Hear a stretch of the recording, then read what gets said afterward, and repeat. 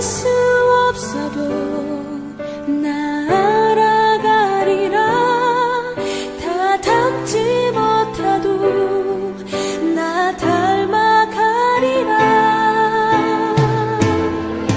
다 표현 못해도 나 표현하리라. 다 고백 못해도 나 고백하리라.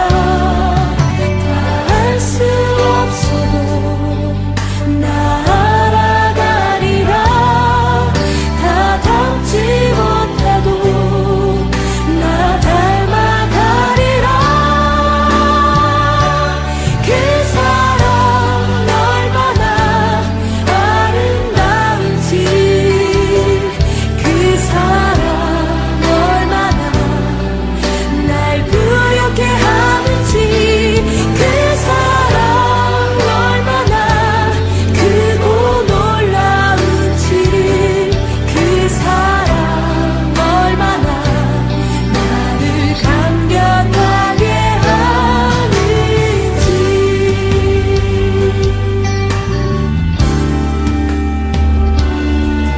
다 표현 못해도 나 표현하리라. 다 고백 못해도 나 고백하리라. 다 알 수 없어도 나 알아가리라. 다 닮지 못해도 나 닮아가리라. 그 사랑 얼마나 아름다운지, 그 사랑 얼마나 날 부욕해 하는지, 그 사랑 얼마나 크고 놀라운지를, 그 사랑 얼마나 나를 감격하게 하는지.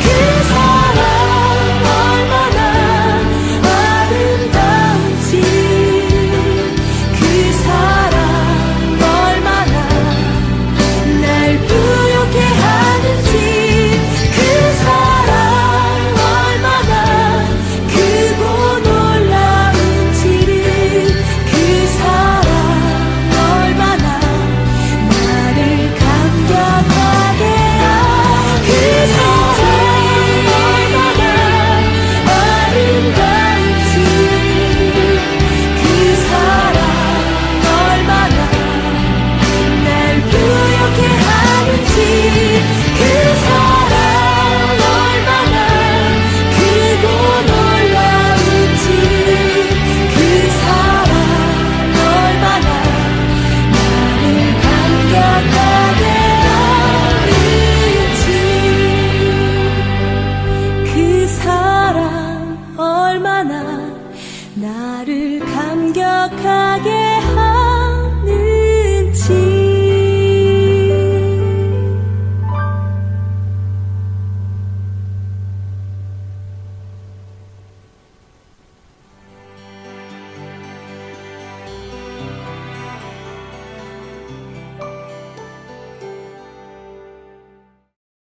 오늘의 말씀을 같이 읽겠습니다. 요한복음 13장 3절부터 15절 말씀입니다. 예수께서는 아버지께서 모든 것을 자기 손에 맡기신 것과 자기가 하나님께로부터 왔다가 하나님께로 돌아간다는 것을 아시고 잡수시던 자리에서 일어나서 겉옷을 벗고 수건을 가져다가 허리에 두르셨다. 그리고 대야에 물을 담아다가 제자들의 발을 씻기시고 그 둘은 수건으로 닦아주셨다. 시몬 베드로의 차례가 되었다. 이때에 베드로가 예수께 말하였다. 주님, 주님께서 내 발을 씻기시렵니까? 예수께서 그에게 대답하셨다. 내가 하는 일을 지금은 내가 알지 못하나 나중에는 알게 될 것이다.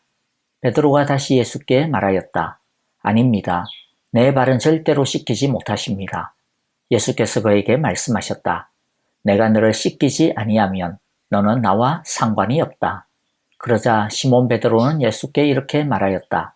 주님, 내 발뿐만이 아니라 손과 머리까지도 씻겨 주십시오. 예수께서 그에게 말씀하셨다. 이미 목욕한 사람은 온몸이 깨끗하니 발밖에는 더 씻을 필요가 없다. 너희는 깨끗하다. 그러나 다 그런 것은 아니다. 예수께서는 자기를 팔아넘길 사람을 알고 계셨다. 그러므로 너희가 다 깨끗한 것은 아니다 하고 말씀하신 것이다. 예수께서 제자들의 발을 씻겨주신 뒤에 옷을 입으시고 식탁에 다시 앉으셔서 그들에게 말씀하셨다. 내가 너희에게 한 일을 알겠느냐? 너희가 나를 선생님 또는 주님이라고 부르는데 그것은 옳은 말이다. 내가 사실로 그러하다. 주이며 선생인 내가 너희의 발을 씻겨 주었으니 너희도 서로 남의 발을 씻겨 주어야 한다. 내가 너희에게 한 것과 같이 너희도 이렇게 하라고 내가 본을 보여준 것이다. 아멘. 오늘의 말씀을 통해 우리에게 주시는 하나님의 음성을 듣는 시간이 되시기를 기도합니다. 발은 오늘날에도 사람의 신체 중 좀 더럽다 느껴지는 그런 부분이죠. 그런데 예수님 당시에는 더 그랬습니다. 왜냐하면 당시 유대인들은 샌들을 신었기 때문에 흙먼지가 잔뜩 발에 끼게 마련이었기 때문이죠. 게다가 좀 오래 걸었거나 좀 온도가 높은 날이라면 발에 먼지가 땀과 함께 섞여 아주 고약하게 되었을 것입니다. 그래서 유대인들은 외출하고 집에 돌아오면 먼지나 오물이 묻은 발을 먼저 씻는 것이 아주 중요한 의식이었습니다.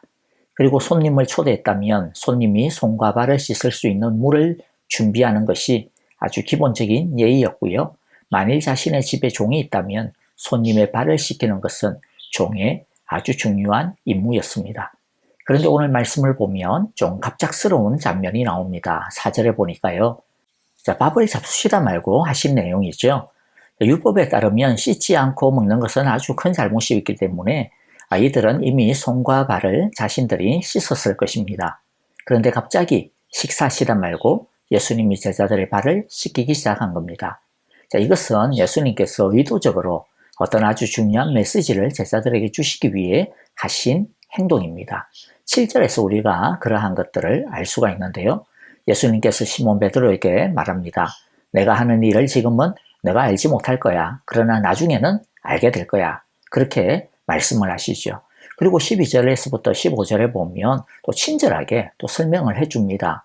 예수님께서 제자들의 발을 씻기시고 난 다음에 제자들에게 말씀합니다. 뭐라고 12절에 말씀하죠? 내가 너희에게 한 이게 어떤 의미인지 알겠냐? 이렇게 질문을 하죠. 그런 다음에 13절부터 이야기합니다. 너희가 나를 선생님 또는 주님이라고 부르는데 그것은 옳은 말이다. 내가 사실 진짜 선생님이고 주님이다. 그런데 내가 너희의 발을 씻겨주지 않았냐? 그러니까 너희도 서로의 발을 씻겨주어야 한다. 내가 너희에게 한 것과 같이 너희도 그렇게 하라고 내가 본을 보여준 것이다. 이게 목적인 것이죠. 자, 그래서 첫 번째 오늘 우리가 주목해야 하는 주님의 메시지는요.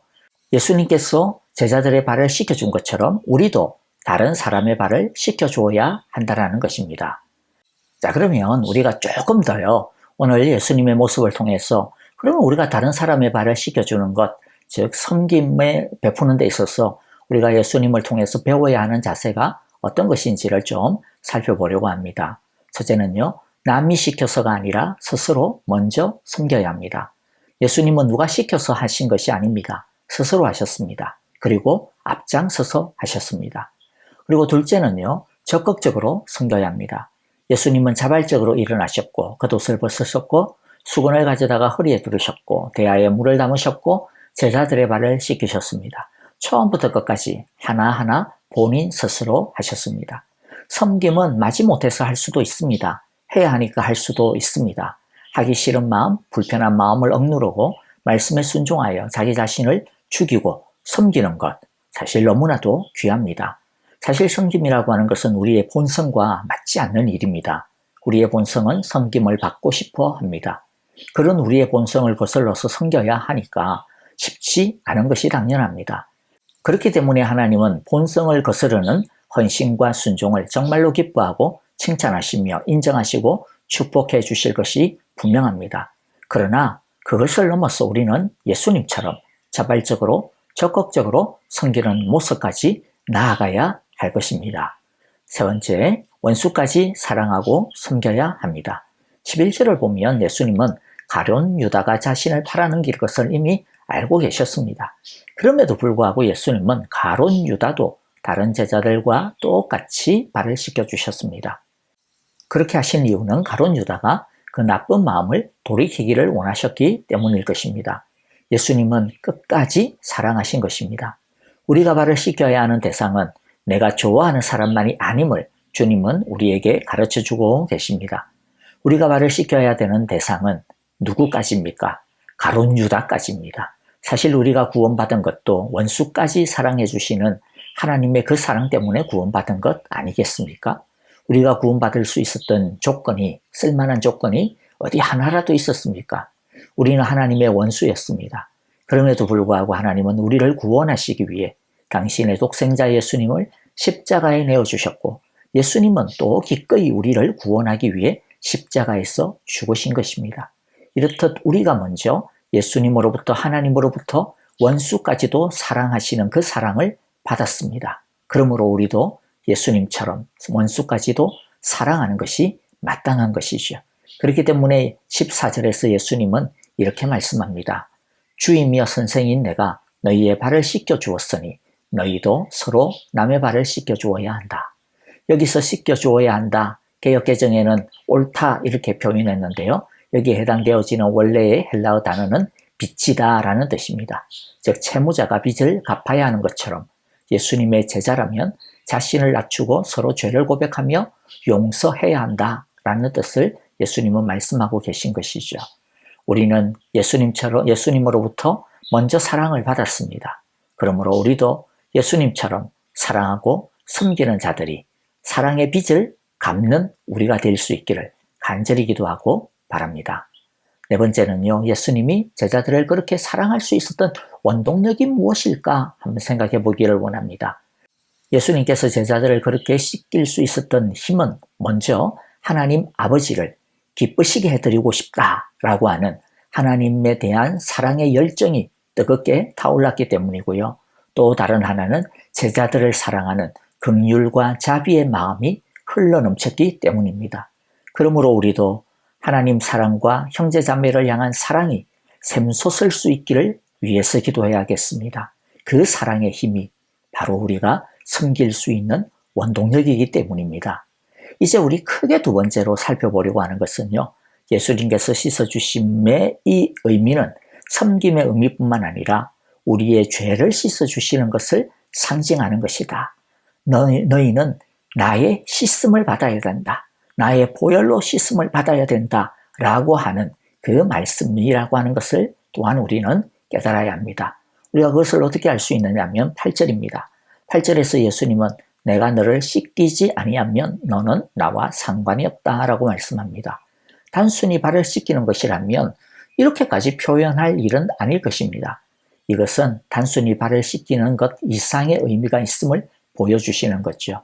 예수님이 제자들의 발을 씻기시는 이 일은 십자가로 그 죄를 씻어주심을 상징합니다. 십자가 보혈로 죄를 씻지 않은 사람은 예수님과 상관이 없습니다. 여기서 상관 있다 없다 여기에 해당되어지는 헬라어 단어가 메로스라고 하는 것인데요. 유산 또는 분깃과 관련되어진 용어입니다. 즉 예수님으로부터 씻김을 받아야, 예수님의 보혈로 죄 씻음을 받아야 예수님과 상관 있는 자이고, 그래야 하나님의 나라와 상관이 있는, 하나님 나라의 유산을 물려받을 수 있는 그런 자격이 있다라는 것이죠. 그러므로 우리는 예수님으로부터 씻음 받아야 됩니다. 여러분, 그런데 씻음 받는 거 누가 씻겨줍니까? 내가 스스로 씻는 것 아니었고요. 예수님이 친히 씻어주셨습니다. 이것은 주님께서 내가 너희를 씻어줘야 된다라고 하는 것을 보여주신 것입니다. 내 죄는 내가 스스로 씻을 수 없습니다. 예수님이 씻어주셔야만 예수님과 상관 있음을 주님은 당신의 행동으로 우리에게 보여주고 있는 것입니다. 셋째, 한 번 이미 씻음 받은 사람은 더 이상 목욕할 필요는 없고 발만 씻으면 된다라는 것을 주님이 가르쳐 주시는데요. 그 의미가 무엇인지를 살펴보겠습니다. 9절 10절을 먼저 볼게요. 그러자 시몬 베드로는 예수께 이렇게 말하였다. 주님, 내 발뿐만이 아니라 손과 머리까지도 다 씻겨주세요. 즉 목욕시켜주세요. 이런 말이죠. 예수께서 그러자 베드로에게 말씀합니다. 이미 목욕한 사람은 온몸이 깨끗하니 발밖에는 더 씻을 필요가 없다. 너희는 깨끗하다. 예수님의 이 말씀이 의미하는 바가 뭘까요? 예수님은 제자들이 이미 목욕한 자들이라고 합니다. 물론 가룟 유다는 아닙니다만은 그들이 예수님을 메시아로 믿고 따랐기 때문입니다. 그래서 깨끗한 사람이 되었다. 예수님의 사람이 되었다. 하나님의 자녀가 되었다라는 말입니다. 그런 사람은 더 이상 계속해서 또 목욕까지 해야 될 필요는 없다라는 거죠. 한번 목욕하면 됐고, 그러나 발은 계속 씻어야 된다라는 거죠. 왜? 계속 죄로 인해서 더러워지니까. 자, 이것처럼 우리 믿는 사람은 예수님의 보혈로 단번에 죄를 씻었기 때문에 더 이상은 온몸을 씻을 필요가 없습니다. 그러므로 구원에 대해 자꾸 의심할 필요가 없습니다. 이미 목욕했습니다. 하지만 발을 씻어야 됩니다. 즉 믿은 다음에도 우리는 죄를 짓기 때문이죠.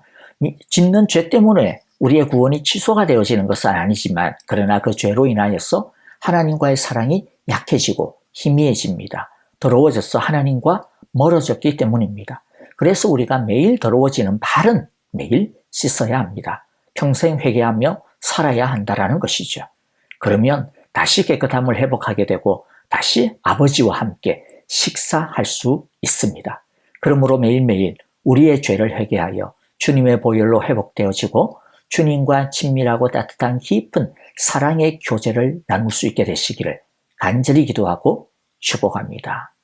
이제 찬양하며 기도하겠습니다. 오늘의 말씀 속에서 성령님께서 우리 각자에게 깨닫게 해주신 은혜를 가지고 결단하는 기도를 드립시다. 서로를 위하여 기도하실 때 특별히 말씀처럼 서로의 발을 자발적으로 적극적으로 씻겨주는 사랑 넘치는 우리 사랑의 교회가 되게 하소서라고 기도하시기를 바라고요. 아프신 성도님들 박윤경 전도사님, 박옥자 권사님, 이두상 집사님, 박한신 장로님, 조창준 장로님의 치유를 위해서 기도해 주시고 연로하신 성도님들과 또 양로원에 계신 우리 어르신들 방순근 권사님, 이동순 권사님 위시하여 우리 건강과 또 평안을 위해 기도해 주시기를 바랍니다. 슬픔 중에 있는 김봉래 권사님, 진봉자 집사님 그 가정과 영육 간의 평안을 위해 기도해 주시기를 바라고요. 또 우크라이나의 전쟁의 종식과 평안을 위해 난민 사역을 위해 수고하시는 우리 선교사님들과 가정의 건강과 안전을 위해 원활한 사역을 위해 함께 기도합시다.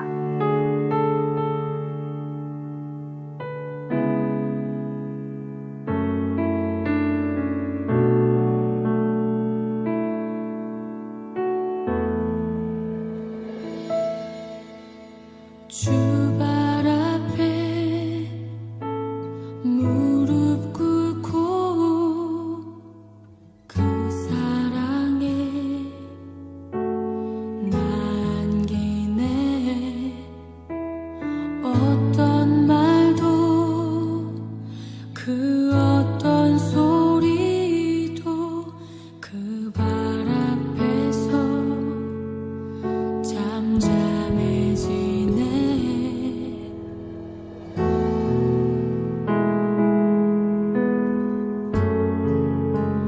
주 나의 사랑 그 발 앞에 앉아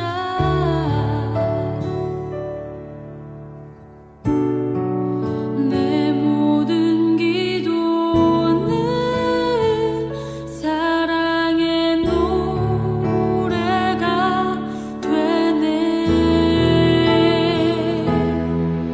주의 옷자락 만지며 주의 두 발을 씻기며